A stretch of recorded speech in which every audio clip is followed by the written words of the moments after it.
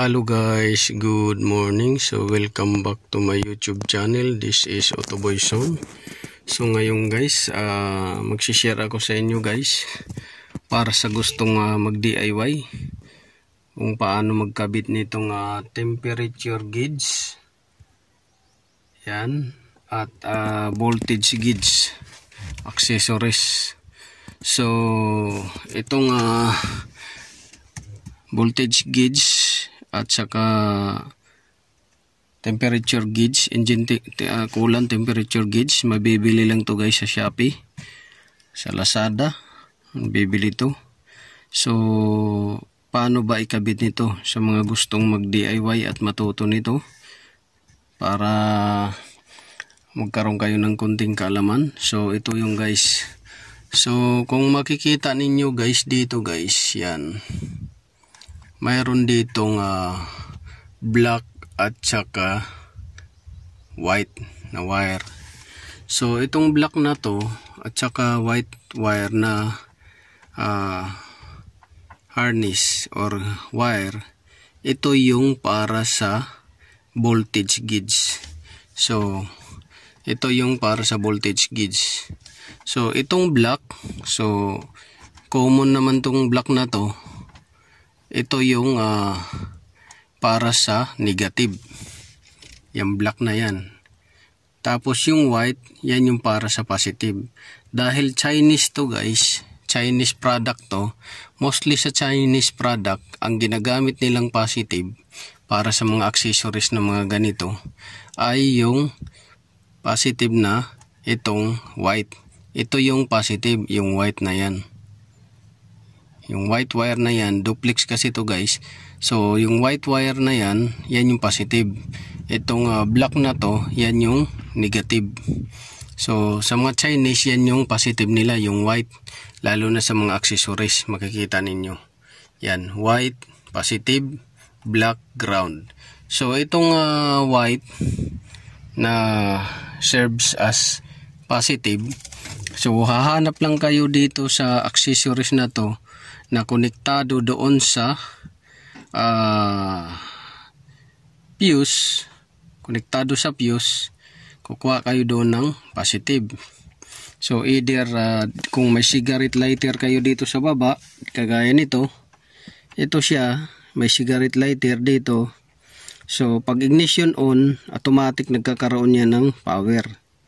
So pwedeng diyan kayo kumuha ng positive, tapos yung isa naman is sa body ground, itong black to.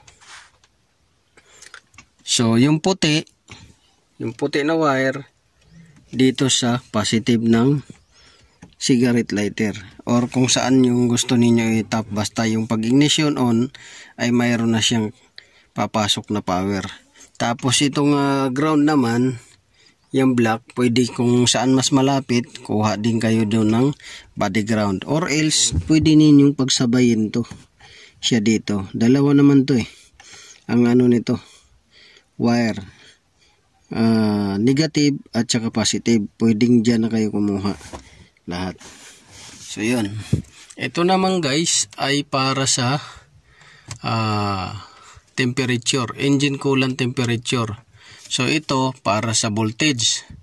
White serves as positive, black serves as negative. So tapos na tayo dyan. Dito naman tayo sa temperature. So makikita ninyo to guys, yung wire niya ay puro black. Yan, puro black.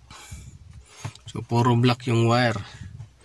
So paano ba malalaman yan kung saan yung ground, saan yung positive na supply? So either 5 volts siya, or depende kung 12 volts din siya ang supply sa ito, kasi mayroong supply na positive na 5 volts, mayroon naman na 12 volts. So depende, ito siya, ang supply nito guys ay 5 volts. So pwede siya sa 5 volts din, pwede rin siya sa 12 volts, gagana rin siya. So yan yung ano niya, advantage nitong indicator na to. So ito guys, dito ko na lang pinalusot sa radio sa gilid kasi may awang naman, tsaka dito pinaghiwalay ko na lang siya. So nagbalak sana ako dito, ito bubutasan sana dyan, kaso papangit na, dadami yung butas ng dashboard. So pwede sana dito sa likuran ng dashboard, itong may puti na to dyan, tapos diretso doon. So total ay okay lang naman siya dito. Dito na lang nilagay natin. So yan. So paano ba malalaman itong negative or positive yung para sa engine coolant temperature? So ang gawin ninyo guys ay i-tester lang ninyo guys. Tester lang ninyo ng multi-tester. Kung wala naman kayong multi-tester guys, ito halimbawa wala kayong multi-tester, ang gawin na lang ninyo ay yung isang wire i-touch ninyo sa positive, or yung isang wire i-touch ninyo sa negative. Kuha kayo ng battery, either yung kung may battery kayong 9 volts, kuha kayo ng battery, i-touch ninyo doon yung isang wire. So touch ninyo yung isang wire kasi yung isang wire nito guys ay negative. Yung isang wire nito ay positive supply. So i-touch ninyo yung wire sa positive, tapos yung isa naman sa negative. Lalabas yan dito guys pag 0-0, meaning baliktad yung kabit ninyo. Pag dito, pag baliktarin lang ninyo guys, ngayon pag nagbaliktad ninyo at gagana dito, so lagyan na ninyo ng tag. Lagyan na ninyo ng tag. Pagka nalagyan ninyo ng tag, so isusuot na ninyo patungo doon sa makina, dahil doon yan ikakabit sa engine coolant temperature sensor. So yun yung best way or easy way kung mag DIY kayo. So ngayon pupunta tayo doon sa harap ng sasakyan. So punta tayo.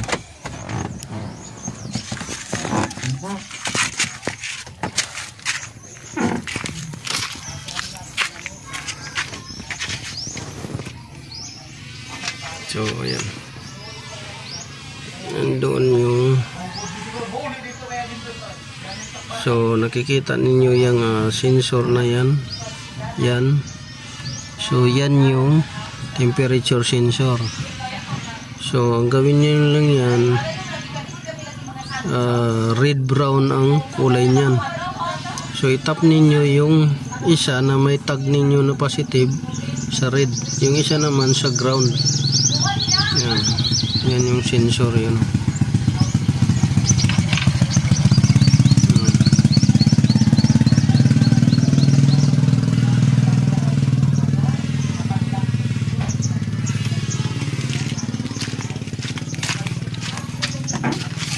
So ganun lang kadali guys pagkabit. So papakita ko sa inyo na gumagana na yan siya. So alisin lang natin yung ilaw. Andarin natin. Ayan.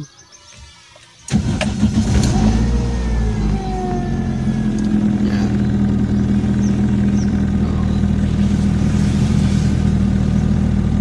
So gumagana na siya guys. Ayan.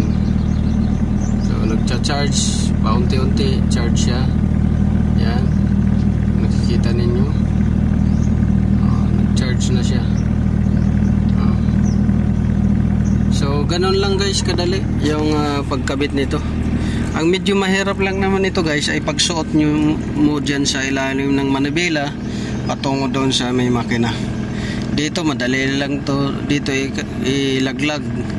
Hanap lang kayo ng awang, doon ninyo pa daanin. Ngayon kung wala namang awang, so magbubutas kayo.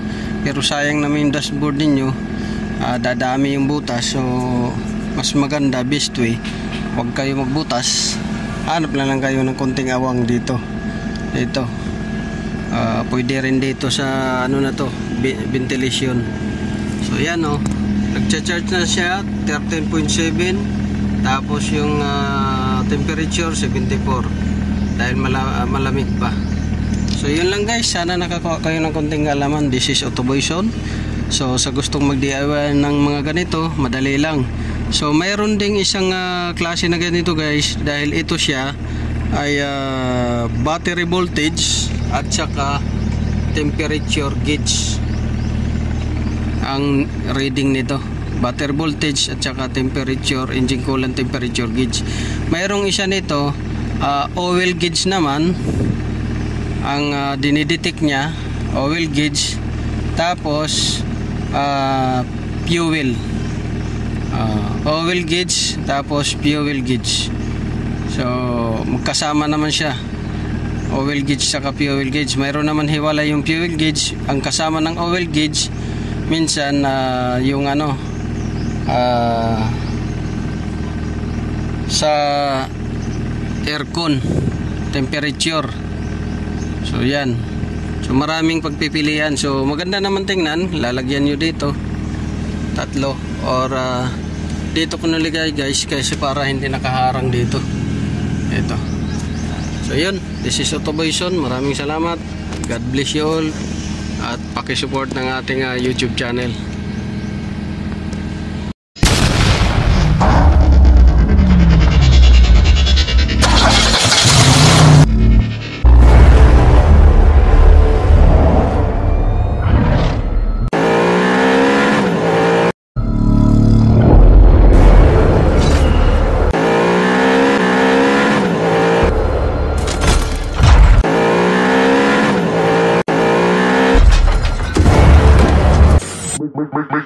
Make